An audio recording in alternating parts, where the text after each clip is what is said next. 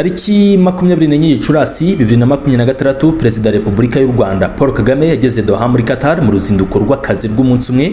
Perezida Kagame na delegation yamuherekeje bakiriwe ku kibuga cy'indege mpuzamahanga cya Doha n'umunyamabanga wa leta muri Minisiteri y'Ububanyi n'Amahanga ya Qatar Dr Mohammed bin Abdulaziz bin Saleh Al Khulaifi ndetse na ambasaderi w'u Rwanda muri leta ya Qatar na ambassador Igor Marara Kainamura.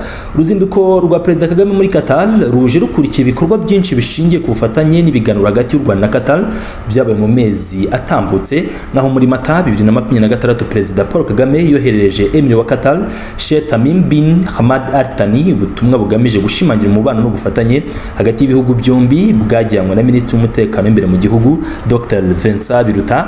Ni mu gihe kandi mu Gushyingo umwaka ushize Emir wa Qatar Sheikh Tamim bin Hamad Al Thani yasuye u Rwanda mu ruzinduko rw'akazi rw'iminsi ibiri, aho yakiriwe na Perezida Paul Kagame bagirana ibiganiro bigamije gushimangira umubano ndetse anamugabira inka.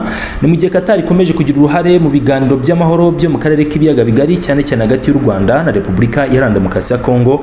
Naho muri Werurwe kandi 2025 Perezida Kagame na Perezida wa Kongo Felix Tshisekedi bahuriye Doha muri Qatar mu biganiro bigamije guhosha intambara iri mu burasirazuba bwa Kongo.